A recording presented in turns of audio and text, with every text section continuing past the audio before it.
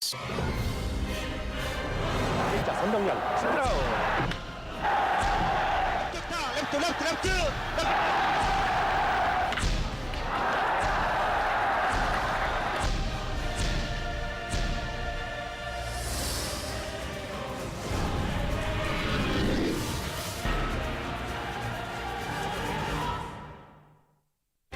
손을 보면 그 사람의 인생을 알 수 있다. 그렇다면 이 손이 말하는 이 사람의 인생은 어떤 것일까? 그 악수였는데 손과 손의 간격이 이 정도로 떠 있었어요.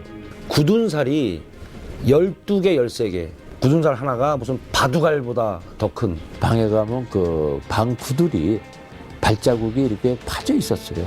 얼마나 그 방 안에서 수익 연습을 했으면은. 우리가 감히 신나라 부르는 이 손의 주인공. 연습은 그래도 많이 했던 것 같아요. 야구 좀 잘해보고 싶어가지고 많이 좀 했던 것 같아요. 연습으로 오로지 훈련만으로 스스로를 일으켜 세운 사나이. 신념으로 운명을 이겨낸 연습생 신화 장종훈이다. 3번 지명타자 장종훈 제4구 끊어친 것 홈런입니다. 홈런. 1992년 당시 빙그레 이글스의 경기에 모아진 사람들의 관심은 과연 타자 장종훈이 오늘 홈런을 칠 것이냐 못 칠 것이냐는 것이었다. 그는 이미 시즌 전 올해는 홈런 40개를 치겠노라 공언한 터였다.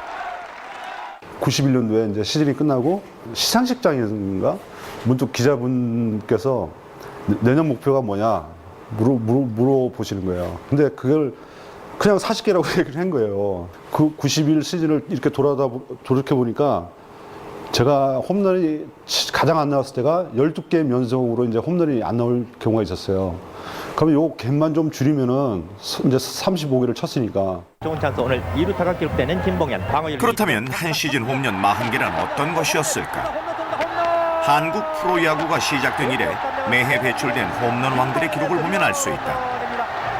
당시 홈런 왕들이 쳐낸 기록은 거의 20개에서 30개 안팎. 말하자면 홈런 20개가 넘어가면 홈런왕 후보에 오르내리고 30개에 가까워지면 세상이 깜짝 놀라던 그런 시절이었다. 그마저도 한 해 전인 1991년 본인이 쳐낸 35개의 홈런 기록이 다시 나올 수 없는 대기록이라 평가받던 때, 그럴 때 그가 홈런 40개를 치겠다고 공공연히 약속한 것이다. 지금은 133경기잖아요. 한 팀에. 당시에는 제 기억으로는 108게임, 아마 110게임이 넘지 않은 걸로 기억이 돼요. 그러면은 110게임 나누기 40개 하면은 나타나잖아요. 몇 경기당 하나의 홈런골이 나왔는지. 시합에 하여튼 뭐 2게임, 3게임만 하나씩은 홈런 쳤던 것 같아요. 야, 정말 게임이 나가면은 같은 동료지만은 그 호쾌하게 날리는 그 장타 스윙을 볼 때마다 가슴 후련하고 언제 나올까 기대할 때 딱 나오면은 정말 좀 뿌듯했던 것 같습니다. 사람들의 기대에 부응하듯 그는 거짓말처럼 홈런을 쳐내기 시작했다. 하지만 두세 경기마다 홈런을 하나씩 뽑아낸다는 것은 말처럼 쉬운 일이 아니었다. 사람들이 기대하는 만큼 장종훈의 어깨는 점점 더 무거워져만 갔다. 근데 그게 1년 또 그 다음 1년 동안에 내내 스트레스예요. 그러니까 홈런을 치면 좋은 게 아니고 가령 이제 앞으로 몇 개 남았다 이런 식으로 이제 가버리니까 굉장하게 그게 스트레스가 되더라고요. 그런 부담감도 잠시 그는 39번째 홈런을 추가해 40개 홈런의 가능성을 증명해 보였다. 하지만 다른 기록도 늘어만 갔다. 마지막 이제 최종 대전에서 해태 타이거즈하고 2게임을 남겨놓고 삼진도 99개였어요. 삼진도 99개였고 홈런이 39개였어요. 그러니까 이제 그때는 이제 또 기사화가 된 게 삼진이냐 홈런이냐. 홈런을 치기 위해 공을 고르는 만큼 삼진도 늘어나기 마련. 하지만 장종훈은 삼진을 두려워하지 않는 슬러거였다. 그는 세간의 관심에 부응하듯 다시 한번 홈런을 추가. 한국 프로야구 사상 첫 번째로 40 홈런의 고지를 밟은 것이다. 투수들 입장에서는 사실 기록을 이렇게 만들어준다는 게 제일 싫거든요. 예. 그 당시는 제 볼도 좀 빠르다고 저는 생각을 했는데 그거를 잘 받아쳤어요. 예. 힘이다 그런 얘기를 했거든요. 여기에 더해 그는 바로 다음날 1개의 홈런을 추가해 자신이 공헌한 40홈런 이상을 기록하며 시즌을 마감했다. 이는 92년 타승왕을 바라보던 이강철 투수에게 고배의 잔을 안겨준 홈런이기도 했다. 저한테는 제가 타이틀을 한번 가질 수 있는 거였는데 마지막 경기였어요. 92년도 7회인가 8회 같습니다. 8회 같은데 장종훈 선수에게 역전 홈런을 제가 맞은 걸로 기억합니다. 그거 하나로서 뭐 제 타이틀 인생이 없어진 것 같습니다. 제가 이제 목표로 한 40개를 이제 넘어서가지고 41개를 이제 목표를 달성을 했는데 타율이 2할 9푼 9리 3무예요. 가령 포블이라든지 한 번 나갔으면은 이게 반올림 해가지고 3할이 되는 건데 와 끝나고 나니까 정말 그게 아쉽더라고요. 진짜 아쉬워요, 진짜. 하지만 그의 홈런은 그럴 만한 가치가 있는 것이었다. 그가 쏘아올린 41개의 홈런으로 인해 대한민국 프로야구사의 새로운 가능성의 시대가 열린 것이다. 최초에 뭐 우리 홈런왕 해봐야 뭐 20개, 30개 미만이었잖아요. 그 선을 넘은 물론 나중에 그 다른 선수들이 뭐 50개도 치고 이래 했지만은 40개를 넘기고 그야말로 우리나라 그 홈런 타자로서 그리고 장거리에 팬들한테 그 서비스하고 그런 걸 보여주기 시작했던 게 장종훈 선수 아닌가. 홈런을 많이 때리기 시작하면서 모든 투수들이 장종훈 선수를 경계했고 장종훈 선수의 약점을 잡기 위해서 혈안이 돼 있었죠, 모든 팀에. 그런데도 40홈런을 때려냈다는 거는 모든 투수를 이겼다는 거고 모든 코칭 스태프를 이겼다는 거고 또 모든 어떤 어려움 이런 또 힘든 점 이런 걸 다 이겼다는 거거든요. 이런 장타의 매력은 일본을 열광시키기도 했다. 91년 일본 나고야에서 벌어진 한일 슈퍼게임. 그가 여기서 대형 사건을 터뜨린 것이다. 잘 맞았어요. 맞습니다. 좌측 가라나 파울폴. 홈런입니다. 홈런 선언하는 3루심. 일본 나가라가와 구장을 훌쩍 넘겨버린 대형 홈런. 타석에서부터 145m를 날아가 장외로 떨어진 개장 이래 가장 큰 홈런이었다. 포인트가 정상으로 오기 때문에 오늘 한 번 정도는 기대해도 좋다는 말씀을 여러 번 드렸는데 한국 야구가 별 볼 일 없다는 일본 팬들의 머릿속에 자리 잡고 있었을 텐데 그나마 우리 한국 야구의 자존심을 세워준 그런 장외 홈런이 아니었나. 그때 제가 중계했어요. 놀랬죠. 일본에서는 그렇게 크게 친 선수를 못 봤죠. 정말 대형 홈런이 터져나오고 오죽하면 장종훈 선수의 그 홈런이 떨어진 장소에 그 기념비를 세웠겠어요. 그 야구장에 가보면은. 일본 야구장에 한국 선수가 친 홈런을 기념하기 위해 세워진 기념비. 장종훈의 홈런은 그 정도로 위력적이었고 그만큼 놀랄만한 것이었다. 그렇다면 도대체 어떤 방법이, 어떤 기술이, 어떤 힘이 장종훈에게 이런 홈런을 선사해 준 것일까? 그의 홈런은 도대체 뭐가 다르다는 것일까? 세간의 관심은 그의 홈런 속에 숨어있는 비결에 집중됐다. 왼팔이 중요하기 때문에 왼팔 연습을 좀 하고 있었어요. 오른손보다는 왼손이 더 중요하기 때문에. 타고난 힘과 훈련으로 다져진 유연성. 그것이 바로 치는 순간 넘어갔다는 인상을 주는 홈런을 만들어냈다. 그 선수가 아마 처음 시작에 우측으로 밀어서도 넘길 수 있다는 그럴 그 가능성을 나머지 선수들한테 보여줬던 그런 선수가 아니에요. 장종훈 선수는 밀어쳐서도 홈런이 많이 나왔고 특히 센터 쪽으로 홈런이 많이 나왔거든요. 그것은 그만큼 타이밍이 좋았다는 얘기고 그만큼 신체적인 조건에 비해서 몸이 부드러웠다는 얘기죠. 이는 홈런 왕이라 불리는 다른 선수와 비교해보면 쉽게 알 수 있다. 3번에 걸쳐 홈런왕을 차지했던 이만수 그리고 장종훈. 이만수 선수의 당시 홈런은 거의 맞는 순간에는 좀 어퍼스윙, 좀 걷어 올리는 듯한 그런 느낌이었고요. 장종훈 선수는 그 큰 체격인데도 불구하고 스윙 자체가 레벨 스윙, 약간 눌러치는 듯한 느낌의 스윙의 메커니즘이거든요. 종훈이가 일단 임팩트에서 맞아서 나갈 때는 타구가 일단 담장 밖으로 넘어가는 타구들이 많이 있었어요. 내야수도 정말 한 발짝 옆에만 가면 못 잡을 정도로 빠른 타구를 많이 날렸던 것 같아요. 당당한 치구와 강력한 타구를 보내는 스윙. 이는 경기 중 대형 사고를 불러일으키기도 했다. 장종훈이 방망이로 눌러친 그 빠른 공을 투수가 바로 되맞은 사건이었다. 때 이제 앞니 위에 4개가 부러지고요. 그 다음에 잇몸을 좀 많이 꼬맸습니다. 그래서 그 중에 하나가 뿌리가 살아 있어서 완전히 살리기 위해서 그거 하나라도 더 살리기 위해서 보정기를 끼고 한 4개월간 생활을 했죠. 오죽하면 장종훈 괴담이라고 했을까? 상대 투수에겐 선수 생명이 걸린 문제였기 때문이다. 던지고 나서 일어나는데 그때 느낌은 공이 바로 여기 와 있더라고요. 딱 이렇게. 근데 이 아주 짧은 순간에 어떻게 피해야 될까라는 생각이 막 스치는데 살짝 고개만 돌렸죠. 어떻게 할 수가 없었어요. 딱 맞고 딱 넘어졌는데 너무 아픈 거예요. 너무 아파서 이렇게 했다가 아프다 하고 딱 봤는데 이제 붉은색에 흰색이 딱 섞여 있더라고요. 그래서 이거 큰일 났구나. 그래서 혀로 이렇게 해보니까 없어졌더라고요. 따로 이렇게 사과 같은 거는 하셨어요? 그거 더 못하겠더라고요. 미안한 감에 미안한 마음에 더 못하고 최장덕 선수도 마지막에 우리 팀에 잠깐 있었어요. 몇 개월 있었는데 이제 가면서 저한테 그때 한마디 하더라고요. 지금 이거 제 이빨 아닌 거 아시죠? 하고 가더라고요. 그래 참 미안하고. 사고는 여기서 끝나지 않았다. 1999년 7월 평소 때처럼 힘거친 직선 타구가 다시 상대팀 투수의 얼굴에 정확히 맞은 것이다. 쌍방울 투수 김원영이었다. 원래는 무조건 던지고 나서 끝까지 지켜보는데 왜 그랬는지 모르겠지만 그때 상황만 제가 잠깐 눈이 이렇게 돌렸다가 쳐다봤는데 그때 이제 볼 타구를 맞은 거죠. 여기 부분에. 그러면서 이쪽도 같이 다 함몰돼가지고 그때. 이 사고로 당시 시즌을 그대로 마감한 김원영. 물론 이는 장종훈에게도 큰 충격이었다. 그때는 제가 이제 너무 놀라가지고 타구도 정말 너무 잘 맞았어요. 투수 마운드로 뛰어갔는데 이거 진짜 원영이가 들으면 좀 그럴 텐데 이 막 코에서도 피가 나오고 귀에서도 막 피가 나오고 이게 영화의 한 장면이구나 막 싶기도 하고. 진짜 슬로모션 있죠. 슬로모션.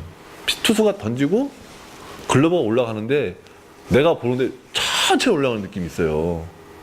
이게 내가 보고 있으니까 글러브를 대는데 공이 지나간 거 이렇게 빡! 근데 와 다들 장고치는 뛰지 않았어요. 치고 바로 올라갔어요. 바로 뛰어와가지고 상태 확인하고 게임 끝나고 그날 당일날 저 이제 병원에 응급실에 가가지고 있는데 그때도 오셔가지고 바로 저 걱정해주고 위로해주시고. 뭐 치고 싶어도 치는 건 아니지만 아주 지금도 이렇게 보면은 미안해요.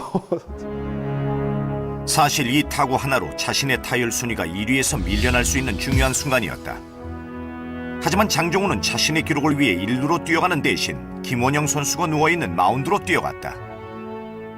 중간중간에 하나에 아는 사람이 너 괜찮냐 이렇게 막 그 신경을 쓰고 있다고 운동 잘하고 있냐 그런 얘기 들었을 때 장종훈 코치님에 대해서 자세히는 모르지만 그래도 좋으신 분이다 라는 생각을 갖게 됐죠. 3번 타자 장종훈. 자신이 목표했던 기록을 이루기 위해 그 누구보다 노력했던 선수. 하지만 그 기록보다 먼저 사람을 생각했던 인간적인 홈런 왕 장종훈. 그러나 그가 남긴 진짜 기록은 기록지엔 쓸 수 없는 무형의 기록이다. 바로 연습생 신화라는 새로운 말을 만들어낸 것이다.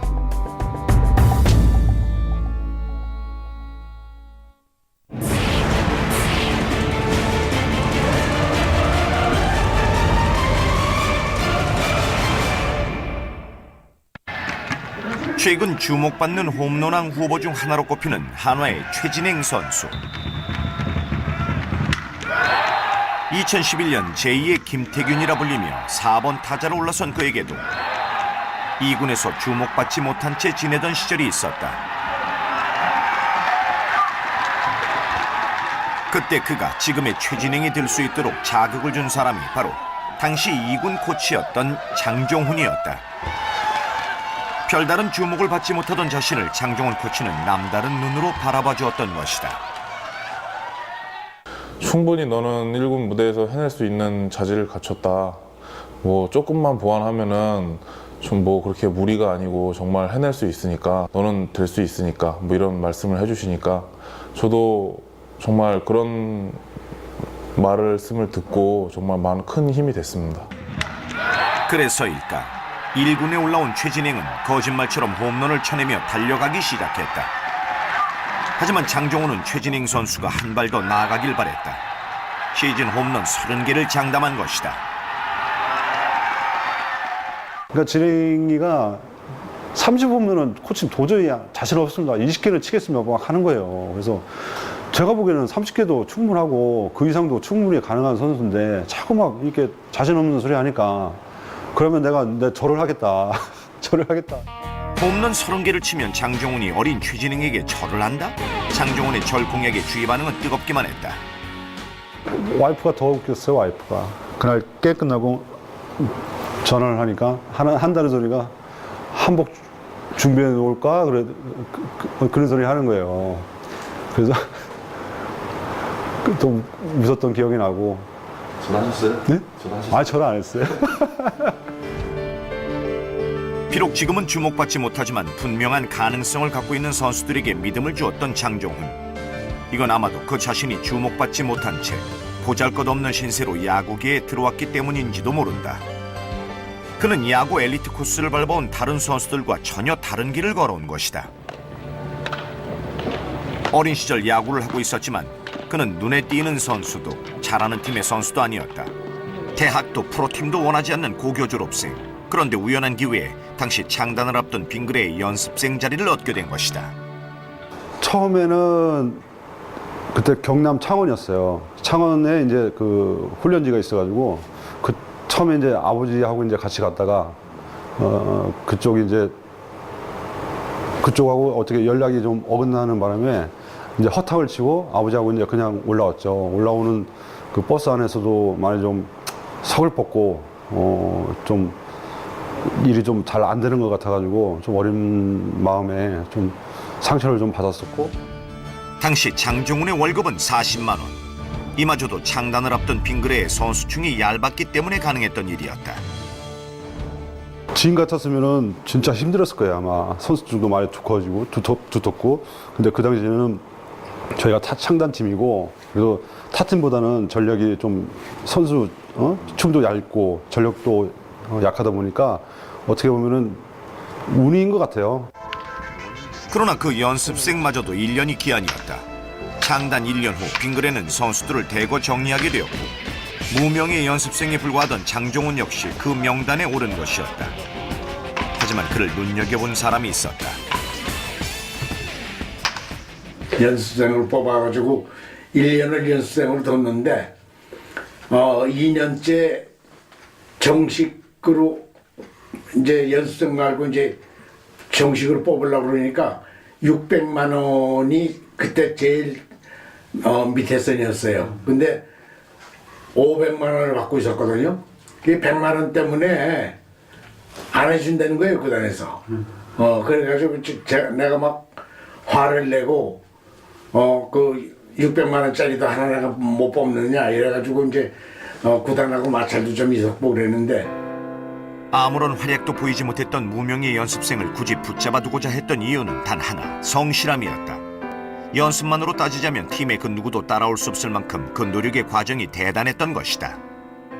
네, 제가 고등학교 때는 진짜 노력이라는 걸 잘 몰랐었거든요. 근데 프로 와가지고 선배 형들도 몇 년만 하면은 아주 좋은 선수 될 것 같으니까 열심히 하라고 이런 말들이 저한테는 많이 힘이 됐었고. 그 뭐랄까 그 채소 담는 박스가 있는데 거기에 한 300개가 들어가요.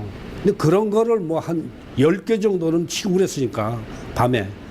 그러니까 그것이 한 뭐 2,000개, 3,000개 되는 거죠. 그렇게 그는 꿈에 그리던 정식 선수로 등록이 됐다. 연봉 600만 원. 하지만 쟁쟁한 선배들이 앞에 있어서 바로 경기에 나갈 수는 없었다. 그러나 그에게도 일생에 한 번이라는 바로 그 기회가 찾아왔다. 근데 그때 기억나는 게 2루 땅볼이 나왔는데 이 바운드가 불규칙 바운드가 나와가지고 이강길 그 코치님 이 손가락이 이렇게 들렸었어요. 공에 맞아가지고. 그의 성실함을 눈여겨보던 배성소 감독이 과감히 그를 그라운드에 내보낸 것이다. 야 임마 나가서 3번 휘두르고 들어와. 걱정하지 말고 3번 휘두르고 들어와. 운명의 여신이 그를 돌아보기 시작한 걸까? 그는 비어있는 순서를 메꾸기 위해 들어간 타석에서 아무도 예상하지 않았던 2루타를 쳐내더니 10회 말엔 밀어내기 승리 타점을 내 데뷔전에서 팀의 승리를 선사하고 말았다. 세상에 알려지지 않은 신인 장종훈이 이렇게 처음 그 존재를 알린 것이다. 재밌는 게 막 그래도 프로 경기잖아요. 프로 경기고 근데도 긴장이 전혀 안 되더라고요. 처음 지금 생각해도 참 신기하고 옆에 있던 그 이강돈 선배는 제 가슴을 막 이렇게 대더니 막 가슴 뛰는 흉내를 내기도 했었는데 근데 전혀 떨리는 것도 없었고 긴장되지도 않았고. 이렇게 장종훈은 그동안 숨겨왔던 날개를 활짝 펴기 시작했다. 물론 혼자의 힘은 아니었다. 특히 고은부 선배가 많이 좀 저를 좀 챙겨주시고 뭐 기술적으로라든지 모든 면에서 많이 좀 신경을 써줘가지고. 이미 일본에서 프로로 활동하다 빙글의 출범과 함께 한국에서 활약했던 고원부 선수. 장종훈에 비하면 이미 그는 스타였다. 하지만 그는 장종훈에게 도움을 아끼지 않았다.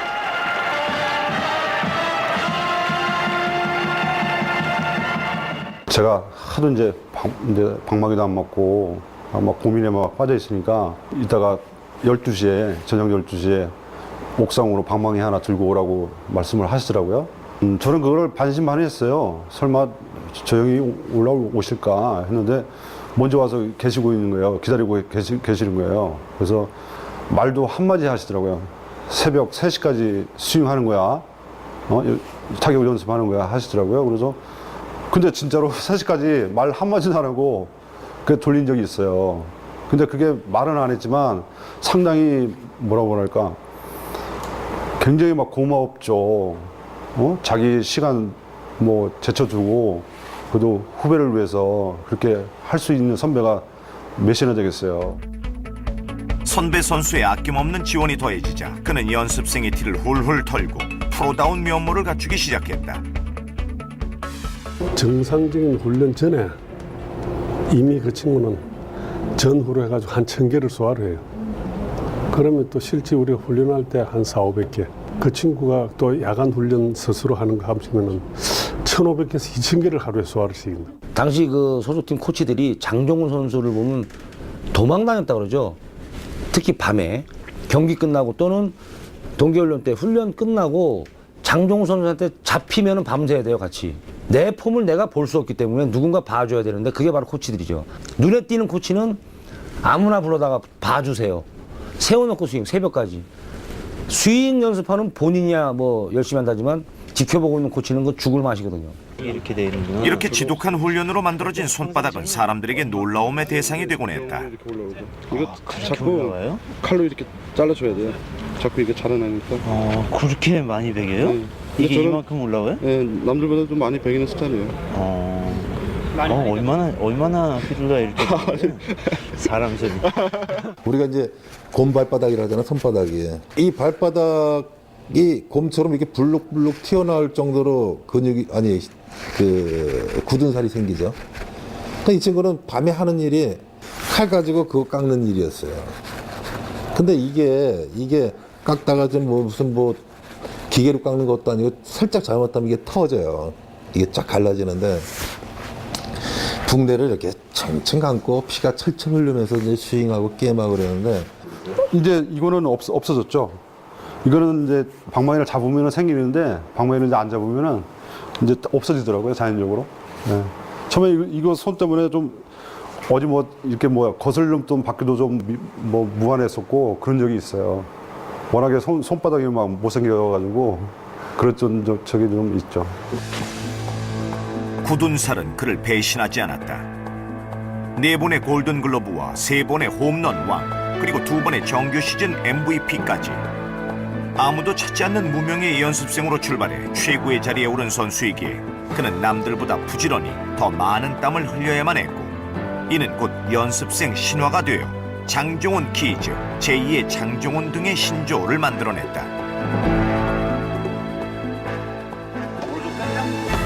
난 모르겠어. 뺀다고 뺀 게 아니고 그냥 치면 글로 가.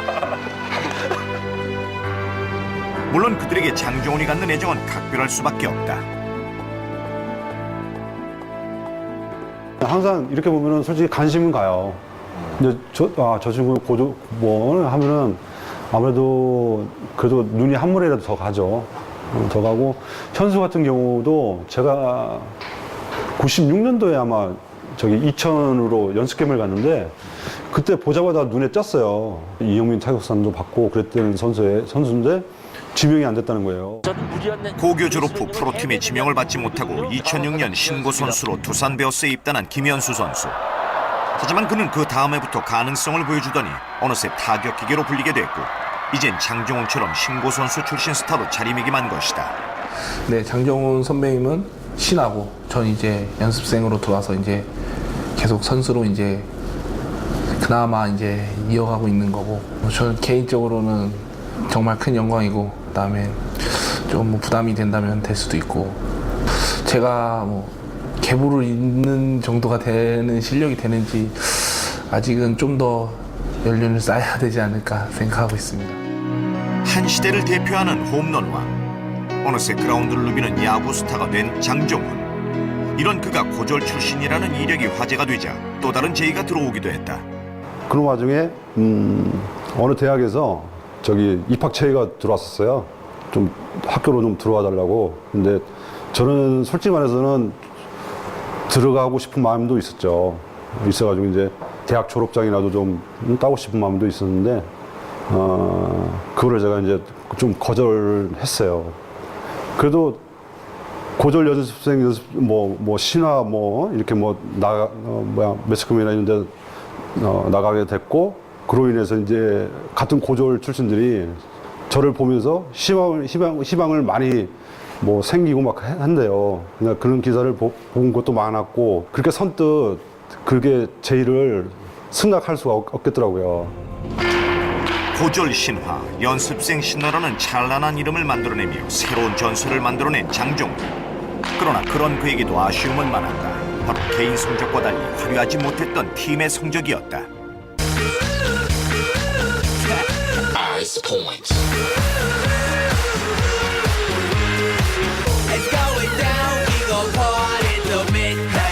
살아있는 깨끗함 하이트. 잊지 못할 따뜻한 순간들을 나는 당신과 함께 했습니다. 나는 당신의 자동차입니다. 당신의 빛나는 인생입니다. Live brilliant.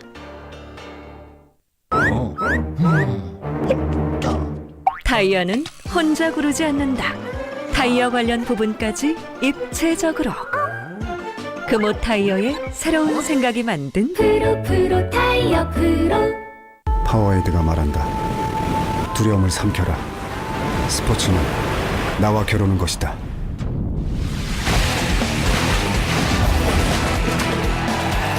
파워로 넘어서라. 파워에이드.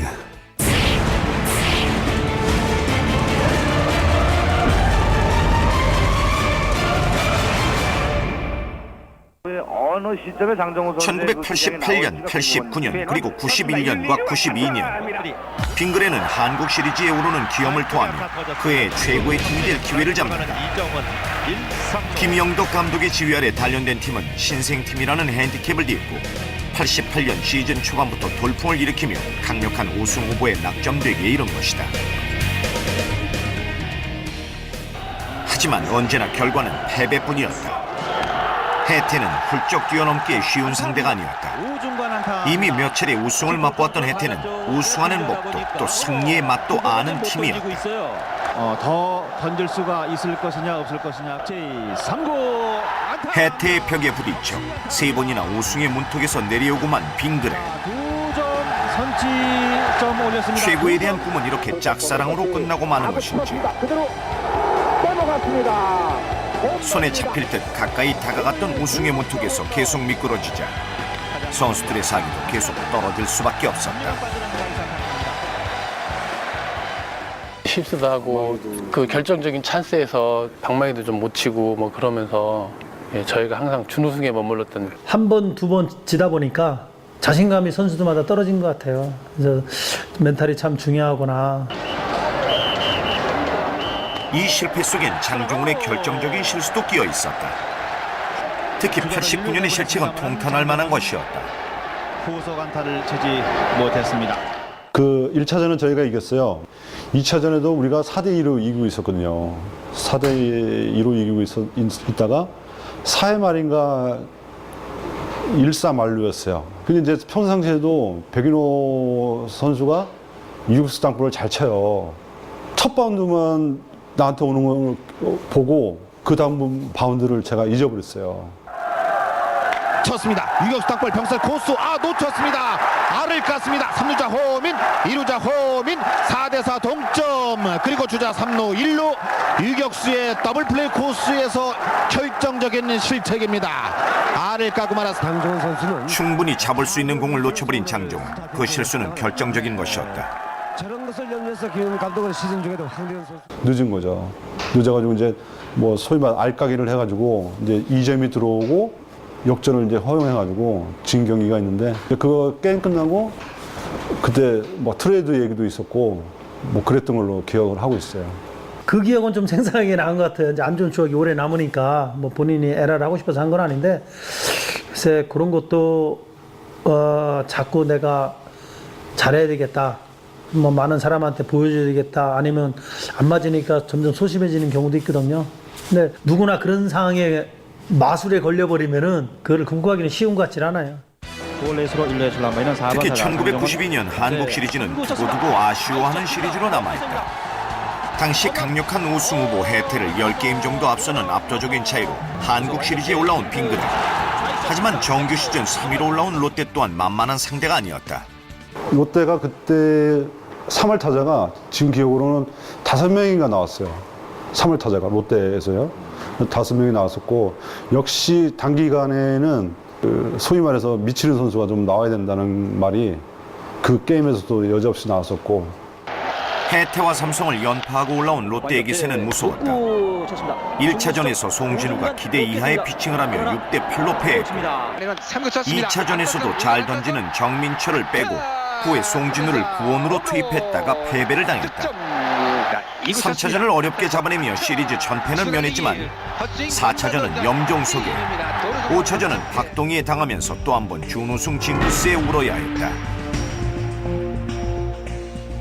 그에 우승을 못하고 똑같은 멤버지만 93년도에 들어서는 왠지 모르게 팀이 좀 힘이 좀 빠지는 듯한 느낌이 들었어요.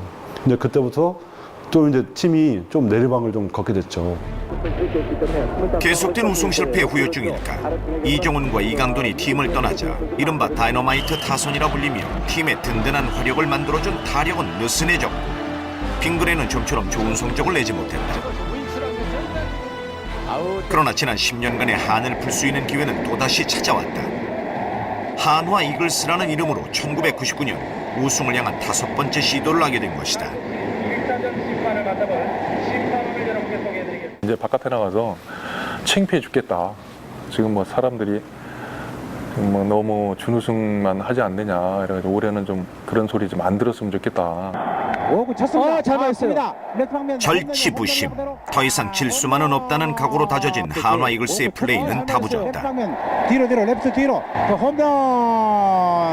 홈런 투런 홈런 다시 역전시키는 한화 이글스 무대 성제 3구째 스트라이크 경기 끝났습니다. 한화 이글스가 1승을 거두었습니다. 선발 투수가 지금 문동환 송진우거든요. 4번 타자 호세.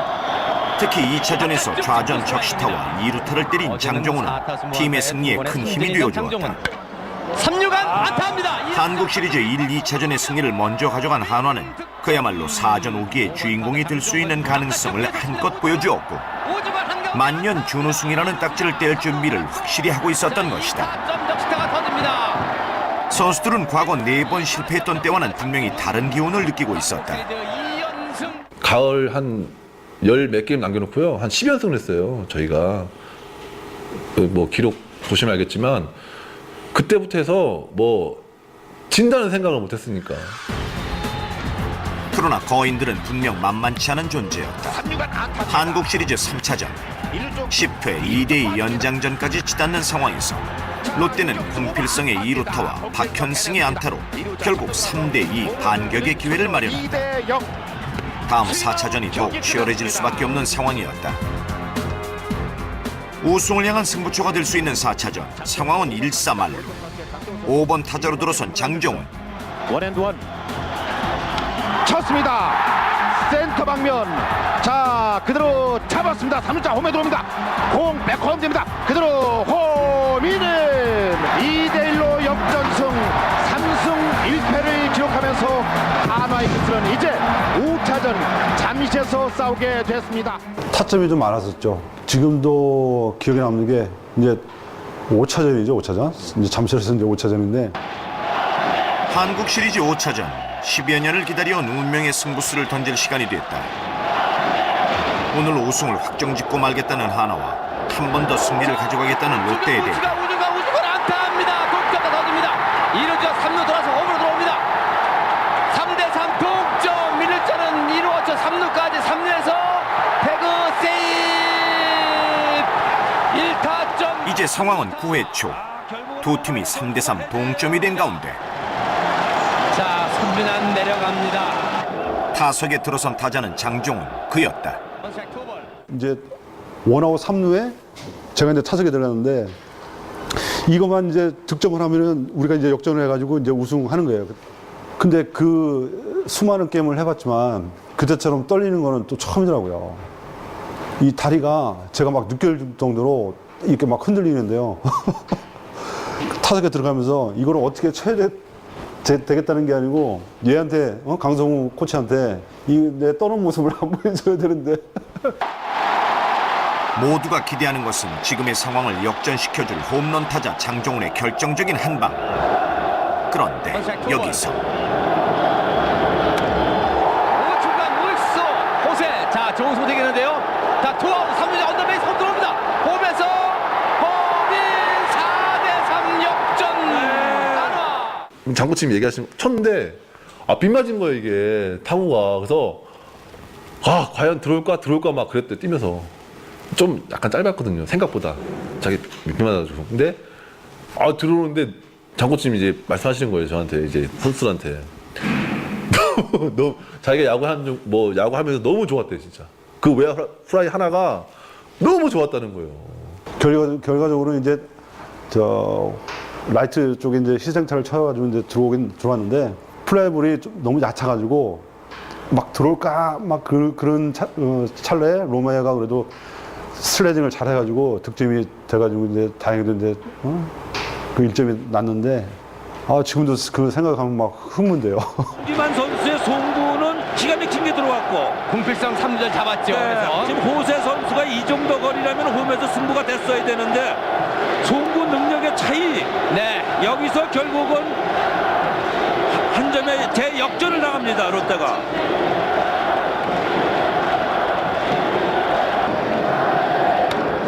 1, 2루가 1땅볼을 잡았습니다. 그대로 1루 송구 아웃. 경기 끝났습니다. 한화 이글스 창단 14년 만에 첫 한국 시리즈 우승입니다. 네, 진념의 승리입니다. 그렇습니다. 4점 우기가 많네요. 네, 결국 한화 이글스 팀이 한을 풀었고 롯데로서도 최선을 다한 경기를 했어요. 네. 남들이 이제 하는 것만 봤잖아요. 남들이 우승하는 것만 보고 막 끝나고 나면 막 어쩔 줄 몰라하는 막 그런 표정들을 보면은 그거 저렇게 되나? 좀 오버하는 거 아니야? 이런 생각이 들었는데 막상 이렇게 해보니까 나도 모르게 막 내가 무슨 짓을 했는지도 모르고 그러니까 너무 황홀했어요, 진짜. 진짜 제일 많이 남자들이 눈물을 봤던 것 같아요. 그 정도로 남자들한테 이제 가슴에 정말 진한 감동이 왔으니까 그거는 영영 못 잊을 것 같아요. 그토록 보고 싶었던 우승의 불꽃. 10여 년 만에 4번 실패하면서 5번 도전한 끝에 장종훈은 팀의 맏형으로 우승을 맛보았다.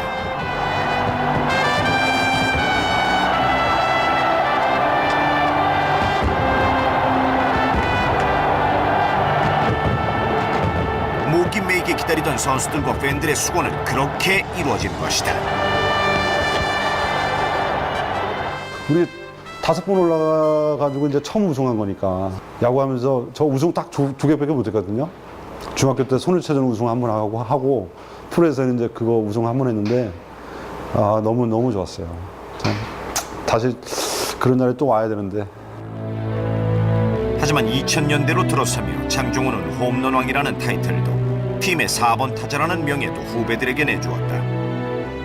후배들이 많이 생겨난 만큼 그가 서 있을 자리도 점점 좁아져만 간 것이다.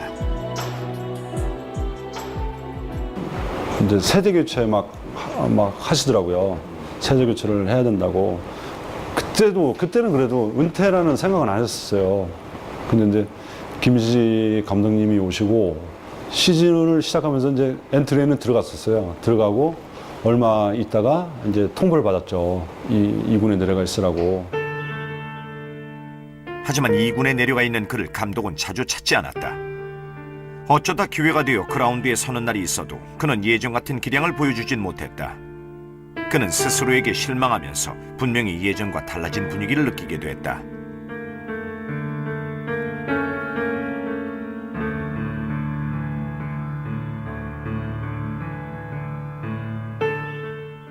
두산에 나갈 때였어요. 두산에 나갈 때고 마지막에 우리가 아마 크게 지고 있었을 거예요. 데트로 나가서 어떻게 치다 보니까 또 홈런이 됐는데 그때 제가 그걸 잡았어야 되는데 그때 좀 잘 못했거든요. 네. 그러다 보니까 이제 기회가 이제 차츰차츰 없어지더라고요. 네. 그런데 그때 되면 느낌이 이렇게 와요. 네. 말은 안 하지만 주위에서 이렇게 무언의 압력이 오더라고요.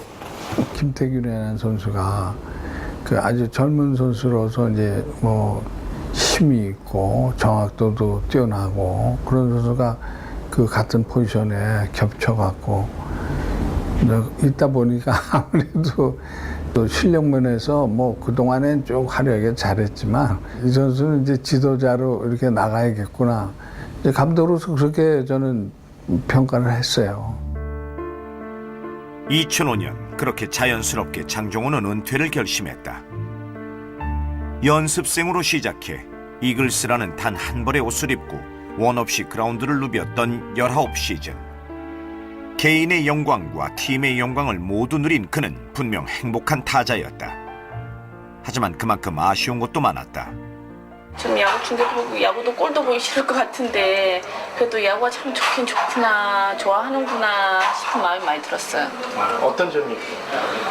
아니 진짜 야구 이렇게 좀 은퇴 발표나고 좀 안 좋고 그럴 때는 나 같으면 야구를 보기 싫을 것 같더라고요. 근데 나는 그걸 보면서 막 신경 쓰고 보고 이게 싫어가지고 내가 보지 말라고 그랬더니 끝까지 보더라고요. 그러나 팀과 팬들은 그를 아름답게 보내주는 방법을 알고 있었다. 자, 김재박 감독이 조인성 선수를 교체하나요? 장종훈 선수로 불러내는군요. 자, 여기서 장종훈 선수로 불러내는군요. 자, 팬들이 기립박수를 장종훈에게 보내고 있습니다. 자, 장종훈에게 멋진 거 한 방, 큰 거 한 방 역시 팬들이 기대하고 있습니다. 그렇죠. 마지막 타석 이게 어떻게 보면 이제 자기 일생의 마지막 타석이 될지는 모르거든요. 네. 선수로서 어떻게 보면은 마지막 타석이 되겠고 마지막 타석을 과연 어떻게 장식을 하느냐 홈런을 기록을 했었는데 자 과연 장종훈에게도 홈런의 기회가 올 것인지 그러나 2루 땅볼 장종훈 2루 땅볼로 물러나면서 경기 끝났습니다. 이 선수들이 장종훈 선수를 그해 올스타전에서 후배들이 마련해준 의미 있는 이벤트. 짧았지만 그 속엔 그를 생각하고 존경하는 후배들의 진심이 담겨 있는 것이었다. 장종훈 선수를 보내고 있습니다.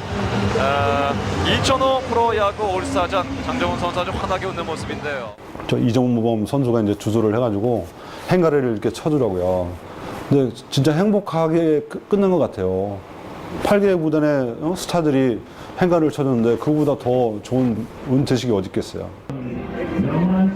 그리고 9월 그의 모든 선수 생활을 함께한 대전에서 대대적인 은퇴식이 다시 한번 마련됐다. 그를 사랑하는 가족과 팬들과 동료들이 모두 모인 자리. 선수 장종훈과의 아름다운 이별이었다.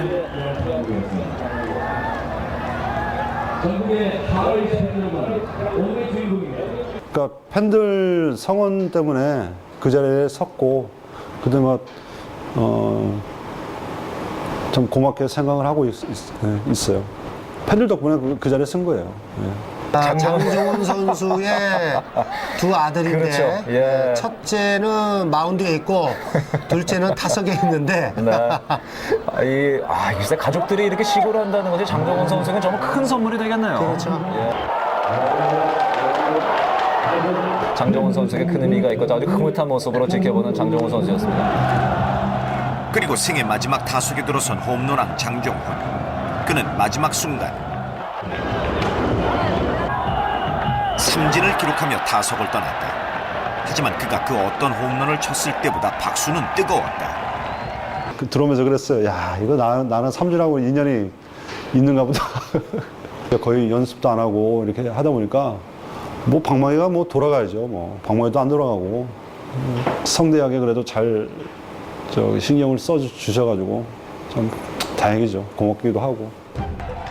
월급 40만 원짜리 연습생 신분으로 처음 팀에 들어왔던 소년이 선후배의 존경과 사랑을 담은 성대한 은퇴 경기로 마지막을 구하는 순간, 그는 선수로서 그 이상 화려할 수도 그 이상 더 멋질 수도 없는 장면의 주인공으로 아름답게 선수 생활을 마무리했다. 이 시간 동안 저에게 아무런 사랑 관심 감사드리겠습니다.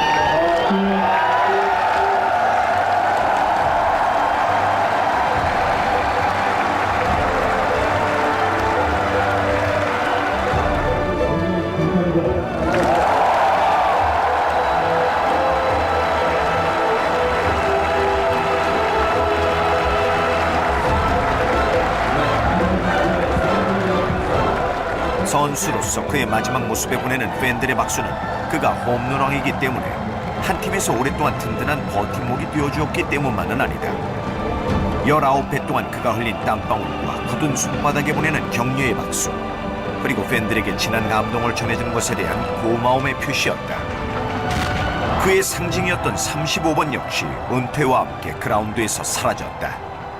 처음에 들어왔을 때 0번부터 51번까지 있었어요. 51번까지. 그러니까 저는 이제 달 게 없으니까 52번을 달았는데 30번 넘어가면은 거의 이제 후보예요. 후보고 소위 말해서 좀 떨어지는 선수들이었어요. 근데 그 1년을 하고 난 다음에 이렇게 보니까 35번 그 단 선배가 방출을 당하셨어요. 그래가지고 제가 이제 그거를 이렇게 가져왔죠. 좋아서 단 것도 아니고 그냥 52번보다 좀 낮은 숫자를 한번 달고 싶어가지고 그거라도 일단 달고 보자는 심정으로 달았어요. 조금이라도 적은 숫자를 달아보고 싶어서 무심코 가져왔던 35번. 하지만 그 35번이 이제는 이글스를 상징하는 상징으로 남았고 그 스스로 전설이 되었다.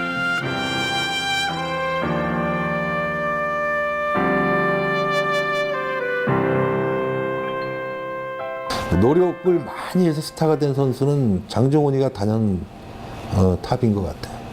무명에서 올라온 최초의 최고의 그 슈퍼스타고 이렇게 하면은 잘할 수 있고 슈퍼스타가 될 수 있다는 걸 보여줬던 하나 이글스에서 또 가장 또 좋은 성적을 남겼던 그런 타자이셨기 때문에 저도 또 그 기록에 당연히 욕심이 나고 이제까지 걸어오셨던 그런 코치님의 길을 제가 뭐 감히 뭐 똑같이는 못하겠지만 그래도 비슷하게라도 따라가려고 생각하고 있습니다. 연습생 신화라는 이름으로 무명 선수들에게 한없는 희망을 남겨주면서 한국 프로야구사의 40홈런 시대라는 새로운 타격의 장을 열어주었던 장종훈. 노력했기 때문에 최고가 되었고 노력했기 때문에 기회를 스스로의 것으로 만들 줄 알았던 사나이. 이렇게 지금 희망과 감동의 또 다른 이름이 되어 있다.